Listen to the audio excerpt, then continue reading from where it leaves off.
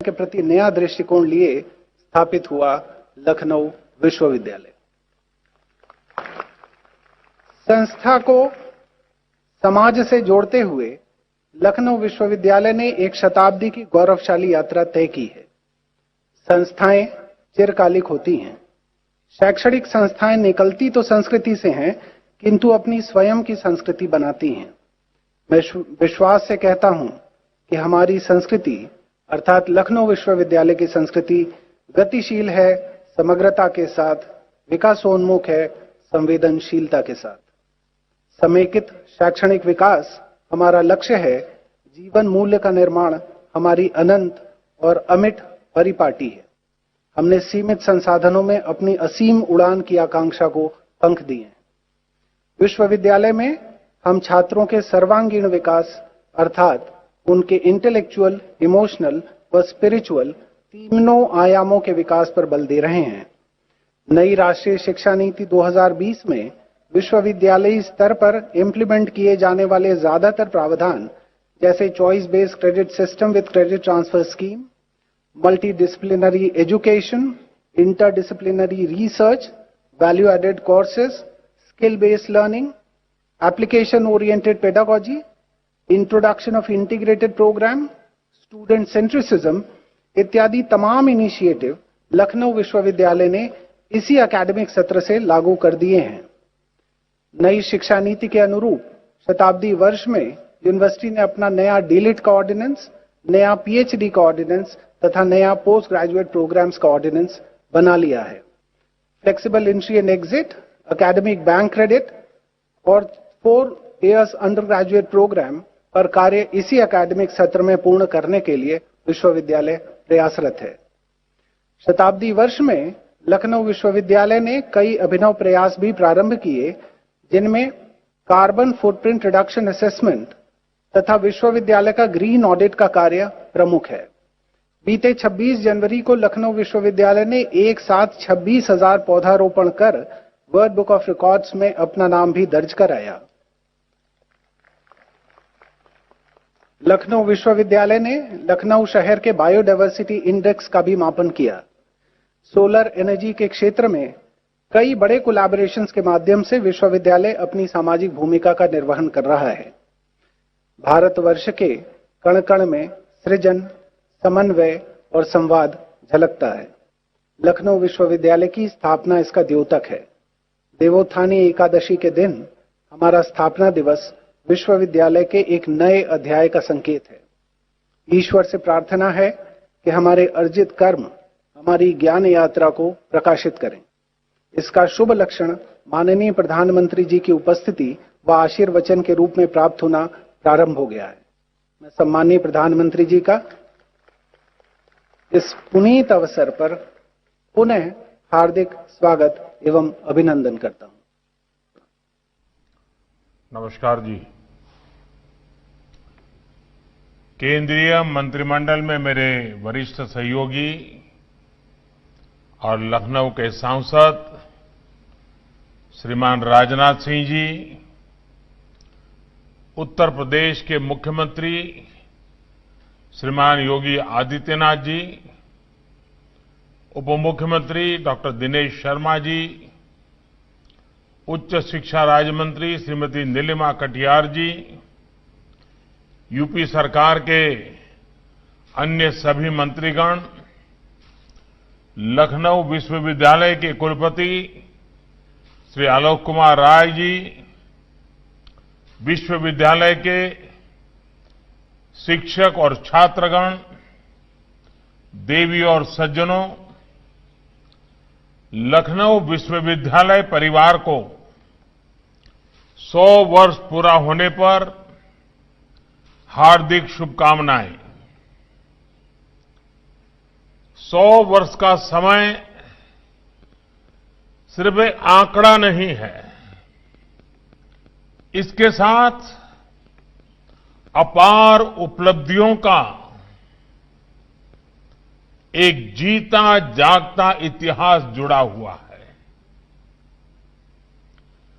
मुझे खुशी है कि इन 100 वर्षों की स्मृति में एक स्मारक डाक टिकट, स्मारक सिक्के और कवर को जारी करने का अवसर मुझे मिला है। साथियों, मुझे बताया गया है कि बाहर गेट नंबर 1 के पास जो पीपल का पेड़ है वो विश्वविद्यालय की 100 वर्ष की अविरत यात्रा का अहम साक्षी है।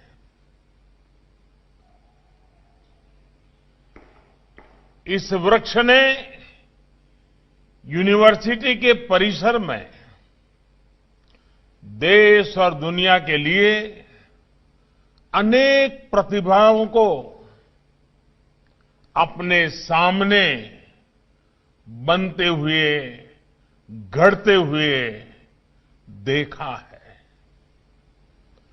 100 साल की इस यात्रा में यहां से निकले व्यक्तित्व राष्ट्रपति पद पर पहुंचे, राज्यपाल बने, विज्ञान का क्षेत्र हो या न्याय का, राजनीतिक हो या प्रशासनिक, शैक्षणिक हो या साहित्य, सांस्कृतिक हो या खेलकूद, हर क्षेत्र की प्रतिभाओं को लखनऊ यूनिवर्सिटी ने निखारा है, संवारा है। यूनिवर्सिटी का आर्ट्स क्वाड्रिगल अपने आप में बहुत सारा इतिहास समेटे हुए है। इसी आर्ट्स क्वाड्रिगल में नेताजी सुभाष चंद्र बोस की आवाज गूंजी थी और उस वीर वाणी में कहा था, भारत के लोगों को अपना संविधान बनाने दो या फिर इसका खामियाजा भुगतो।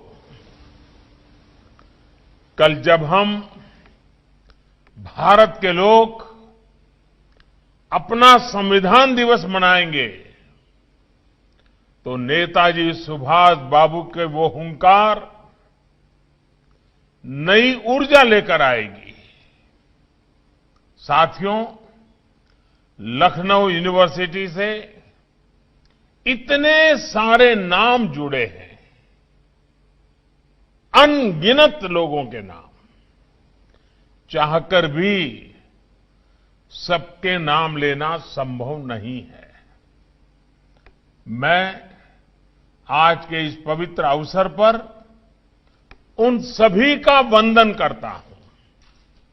100 साल की यात्रा में अनेक लोगों ने अनेक प्रकार से योगदान किया है। वे सब अभिनंदन के अधिकारी हैं। हां, इतना जरूर है कि मुझे जब भी लखनऊ यूनिवर्सिटी से पढ़कर निकले लोगों से बात करने का मौका मिला है और यूनिवर्सिटी की बात निकले और उनकी आंखों में चमक न हो, ऐसा कभी मैंने देखा नहीं है। यूनिवर्सिटी में बिताए दिनों को, उसकी बातें करते करते वो बड़े उत्साहित हो जाते हैं, ऐसा मैंने कई बार अनुभव किया है। और तभी तो लखनऊ हम पर फिदा, हम फिदाए लखनऊ का मतलब और अच्छे से तभी समझ आता है। लखनऊ यूनिवर्सिटी की आत्मीयता, यहां की रूमानियत ही कुछ और ही है।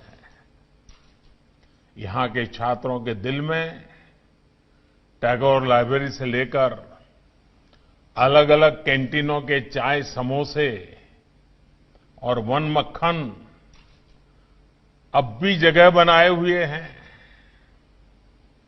अब बदलते समय के साथ बहुत कुछ बदल गया है, लेकिन लखनऊ यूनिवर्सिटी का मिजाज लखनवी ही है, अब भी वही है। साथियों, ये संयोग ही है कि आज देव प्रबोधिनी एकादशी है। मान्यता है कि चातुर्मास में आवागमन में समस्याओं के कारण जीवन थम सा जाता है। यहां तक कि देवगण भी सोने चले जाते हैं। एक प्रकार से आज देव जागरण का दिन है। हमारे यहां कहा जाता है, या निशा सर्वभूतानाम, या निशा सर्वभूतानाम तस्याम जागर्ति संयमी, तस्याम जागर्ति संयमी। जब सभी प्राणियों के साथ साथ देवता तक सो रहे होते हैं, तब भी संयमी मानव लोक कल्याण के लिए साधनारत रहता है। आज हम देख रहे हैं कि देश के नागरिक कितने संयम के साथ कोरोना की इस मुश्किल चुनौती का सामना कर रहे हैं, देश को आगे बढ़ा रहे हैं।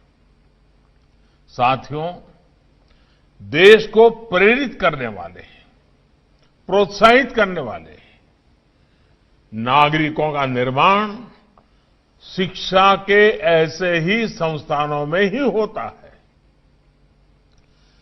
लखनऊ यूनिवर्सिटी दशकों से अपने इस काम को बखूबी निभा रही है। कोरोना के समय में भी यहां के छात्र छात्राओं ने, टीचर्स ने अनेक प्रकार के समाधान समाज को दिए हैं। साथियों, मुझे बताया गया है कि लखनऊ यूनिवर्सिटी के क्षेत्र अधिकार को बढ़ाने का निर्णय लिया गया है। यूनिवर्सिटी द्वारा नए रिसर्च केंद्रों की भी स्थापना की गई है। लेकिन मैं इसमें कुछ और बातें जोड़ने का साहस करता हूं। मुझे विश्वास है कि आप लोग उसको अपनी चर्चा में जरूर उसको रखेंगे।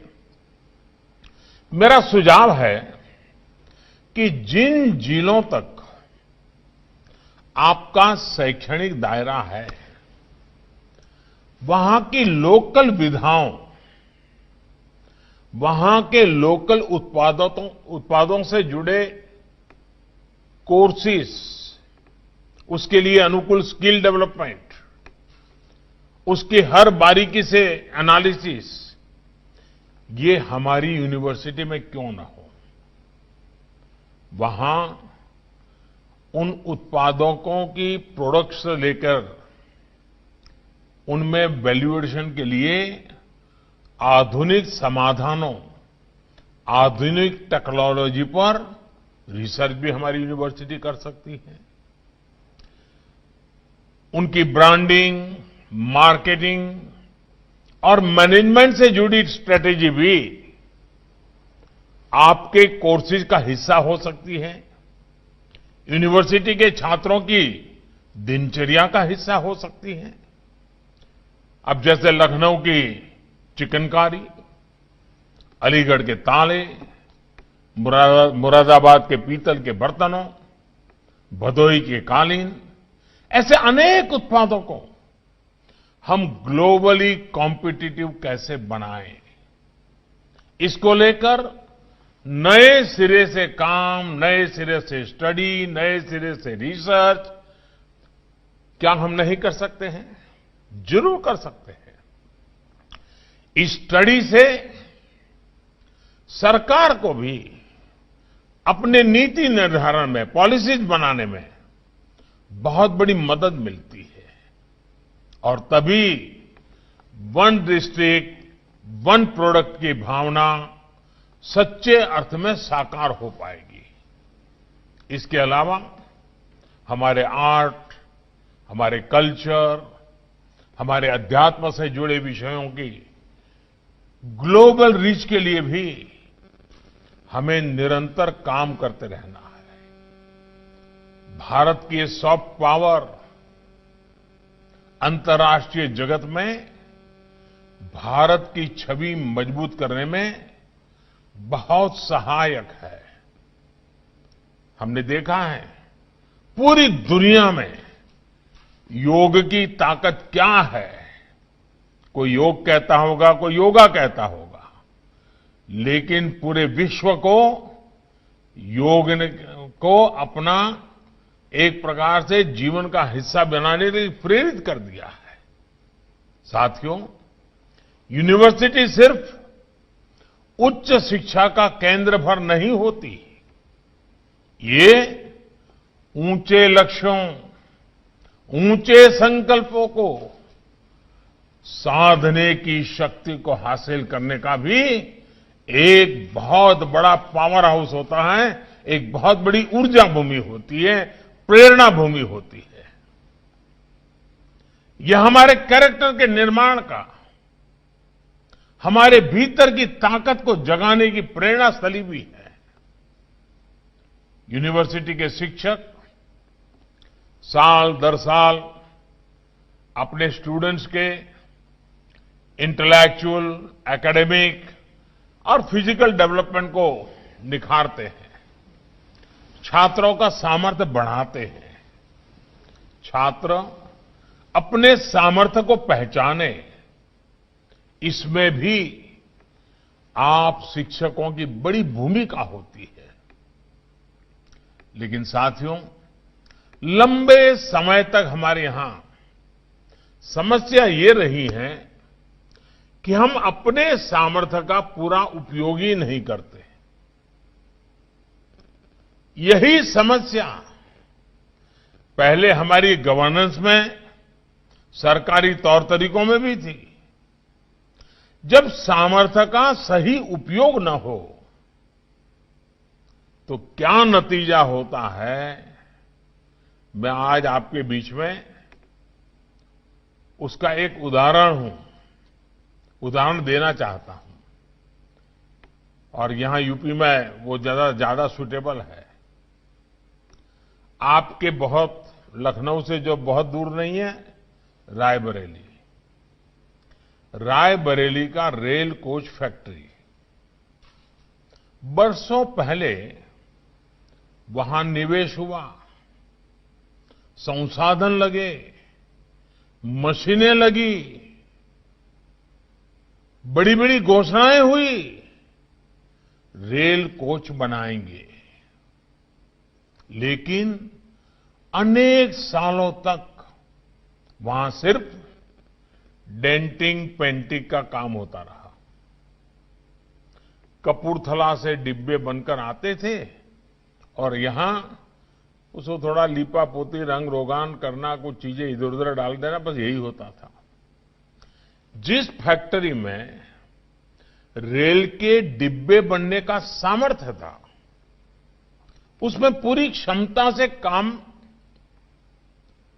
कभी नहीं हुआ।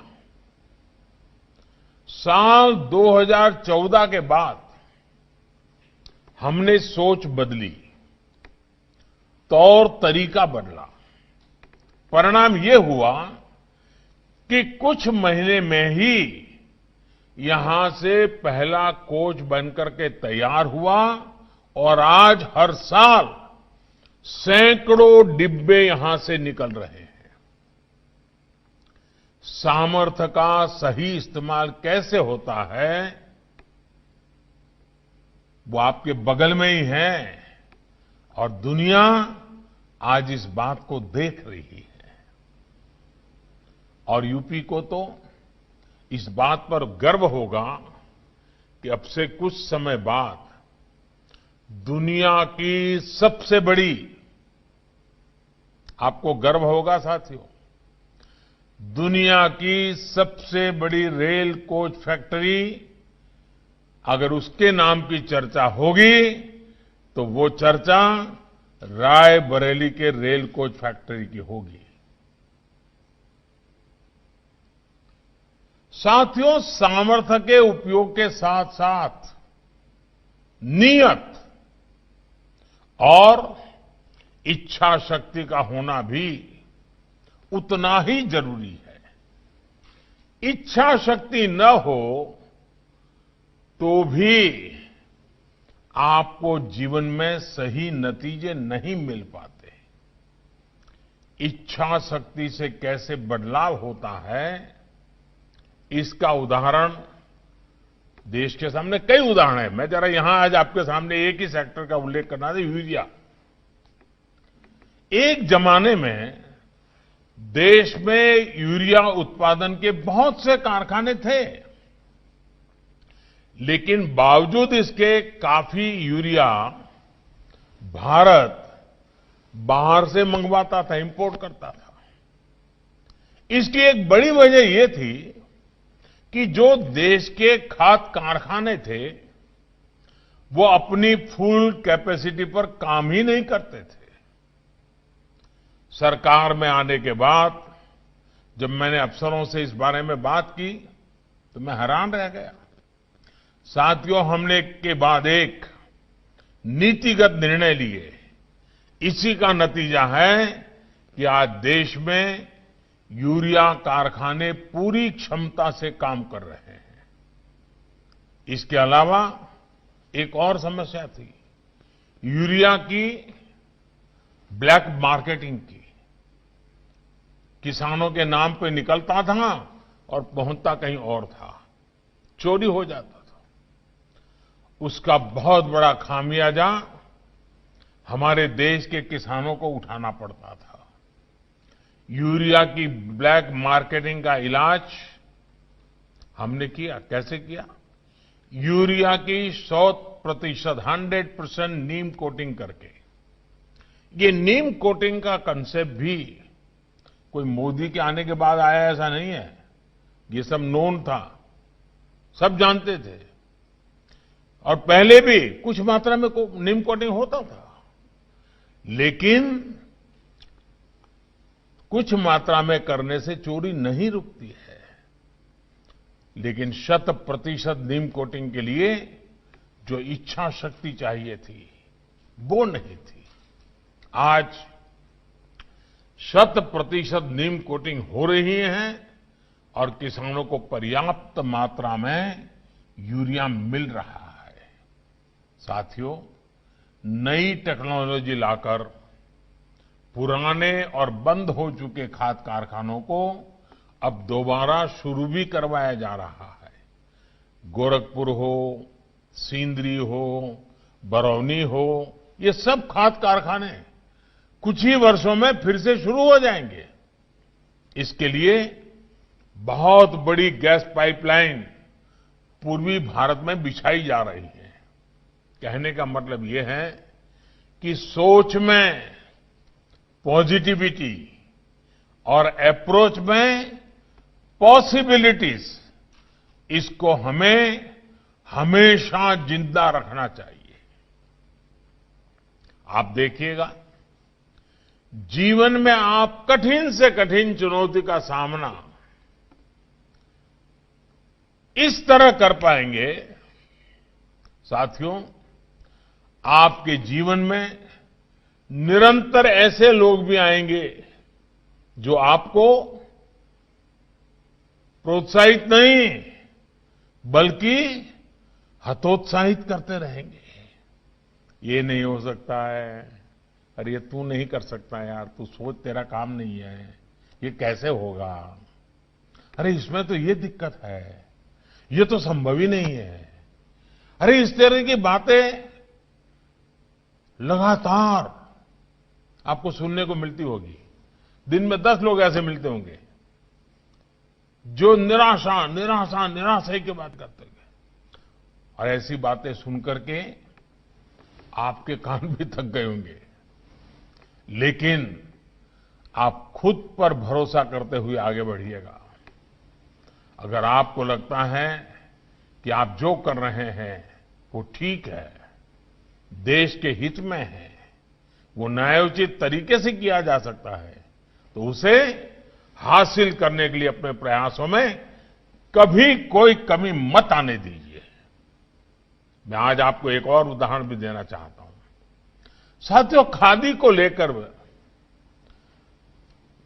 हमारे यहां खादी को लेकर जो एक वातावरण है, लेकिन मेरा जरा उल्टा था। मैं जरा उत्साहित रहा हूं। मैं उसके जब मैं गुजरात में ये सरकारों के रास्ते पर तो नहीं था, तब मैं एक सामाजिक काम करता था, कभी राजनीतिक कार्यकर्ता के रूप में काम करता था। खादी पर हम गर्व करते हैं, चाहते हैं। खादी की प्रतिबद्धता, खादी के प्रति झुकाव, खादी के प्रति लगाव, खादी की प्रसिद्धि, ये पूरी दुनिया में हो, ये मेरे मन में हमेशा रहा करता था। जब मैं वहां का मुख्यमंत्री बना तो मैंने भी खादी का खूब प्रचार प्रसार करना शुरू किया। 2 अक्टूबर को मैं खुद बाजार में जाता था, खादी के स्टोर में जाके खुद कुछ न कुछ खरीदता था।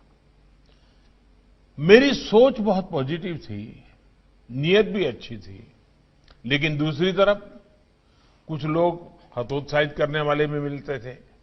मैं जब खादी को आगे बढ़ाने के बारे में सोच रहा था, जब कुछ लोगों से इस बारे में चर्चा की तो उन्होंने कहा कि खादी इतनी बोरिंग है और इतनी अनकूल है, आखिर खादी को आप हमारे आज के यूथ के प्रमोट कैसे कर पाएंगे, यही सुनता था।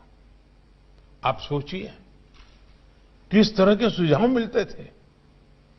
ऐसी ही निराशावादी अप्रोच की वजह से हमारे यहां खादी के रिवाइवल की सारी पॉसिबिलिटीज मन में ही मर चुकी थी, समाप्त हो चुकी थी। मैंने इन बातों को किनारे किया और सकारात्मक सोच के साथ आगे बढ़ा। 2002 में मैंने पोरबंदर में महात्मा गांधी जी की जन्म जयंती के दिन गांधी जी की उस जन्मस्थली में ही खादी के कपड़ों का ही एक फैशन शो प्लान किया और एक यूनिवर्सिटी के यंग स्टूडेंट्स को ही इसकी जिम्मेवारी दी। फैशन शो तो होते रहते हैं, लेकिन खादी और यूथ दोनों ने मिलकर उस दिन जो मजमा जमा दिया, उन्होंने सारे पूर्वग्रहों को ध्वस्त कर दिया था। नौजवानों ने कर दिया था। और बाद में उस इवेंट की चर्चा भी बहुत हुई थी और उस समय मैंने एक नारा भी दिया था कि आजादी के पहले खादी फॉर नेशन, आजादी के बाद खादी फॉर फैशन। लोग हैरान थे कि खादी कैसे फैशनेबल हो सकती है, खादी कपड़ों का फैशन शो कैसे हो सकता है और कोई ऐसा सोच भी कैसे सकता है कि खादी और फैशन को एक साथ ले आए। साथियों, इसमें मुझे बहुत दिक्कत नहीं आई, बस सकारात्मक सोच ने, मेरी इच्छा शक्ति ने मेरा काम बना दिया।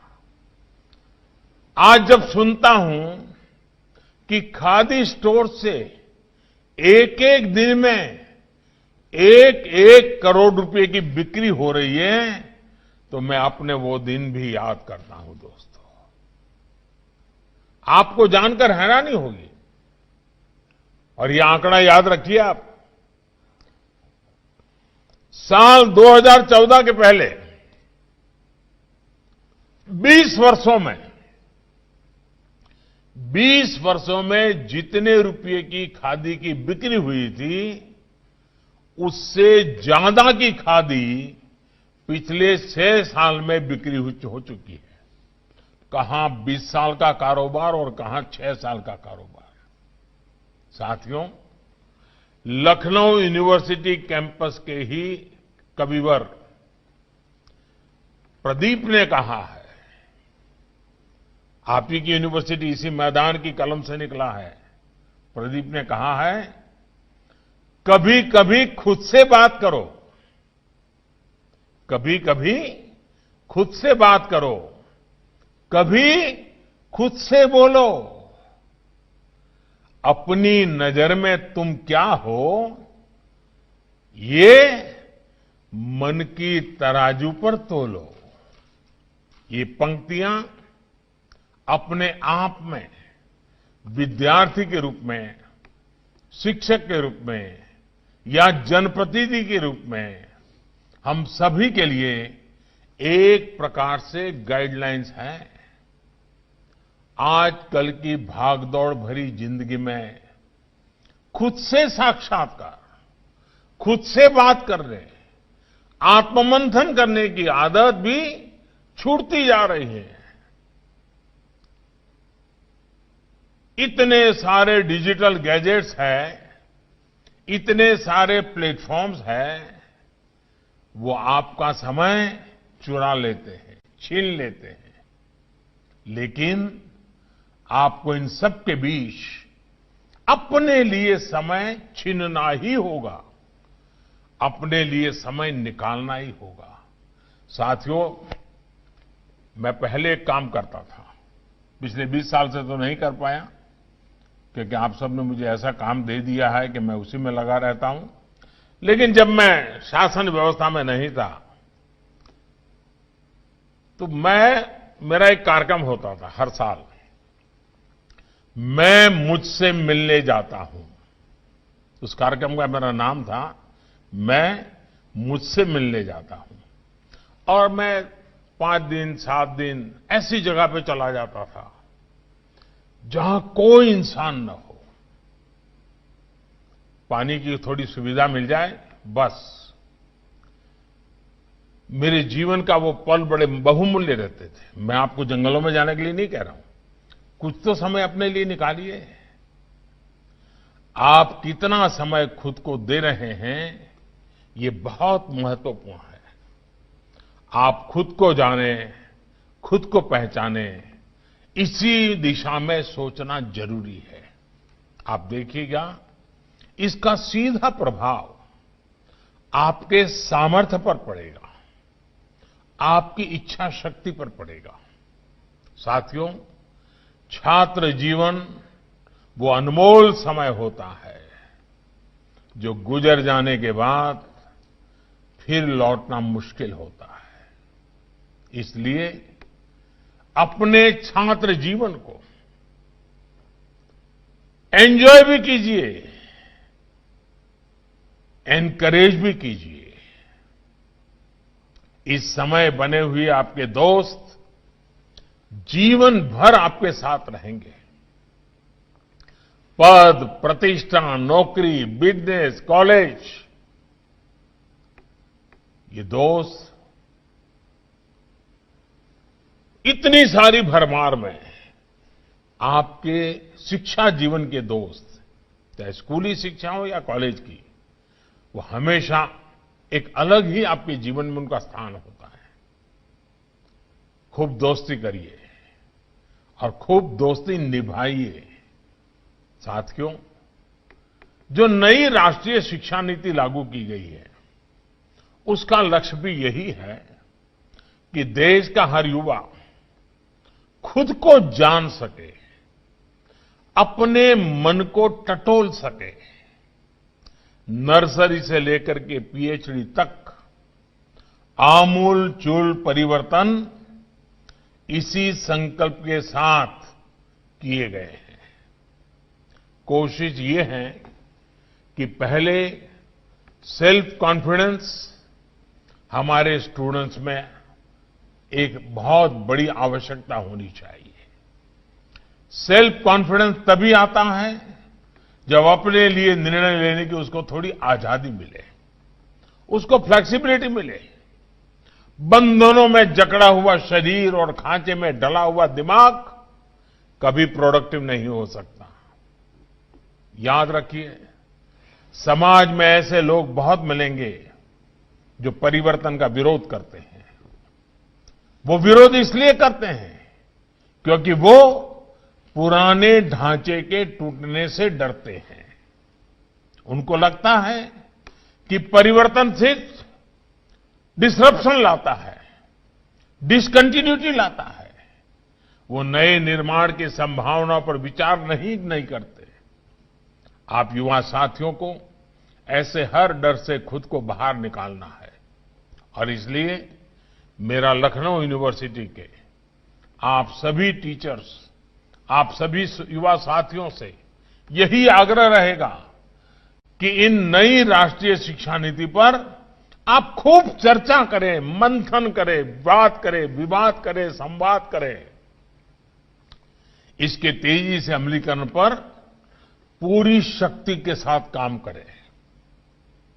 देश जब आजादी के 75 वर्ष पूरे करेगा, तब तक नई शिक्षा नीति व्यापक रूप से लेटर एंड स्पिरिट में हमारे एजुकेशन सिस्टम का हिस्सा बने।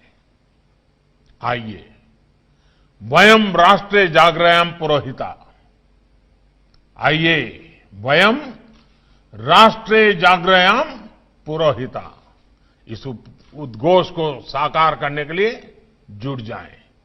आइए हम मां भारती के वैभव के लिए अपने हर प्रण को अपने कर्मों से पूरा करें। साथियों, 2022 और 2047 1947 से लेकर के 2047 आजादी के 100 साल आएंगे।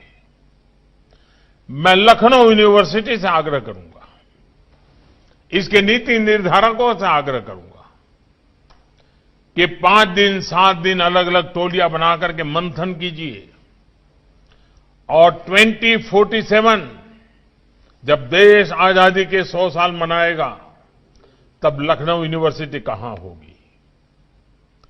तब लखनऊ यूनिवर्सिटी ने आने वाले 25 साल में देश को क्या दिया होगा? देश की कौन सी आवश्यकताओं की पूर्ति के लिए लखनऊ यूनिवर्सिटी नेतृत्व करेगी? बड़े संकल्प के साथ, नए हौसले के साथ जब आज शताब्दी मना रहे हैं, तो बीते हुए दिनों की गाथाएं आने वाले दिनों के लिए प्रेरणा बननी चाहिए, आने वाले दिनों के लिए पगडंडी बननी चाहिए और तेज गति से आगे बढ़ने की नई ऊर्जा मिलनी चाहिए।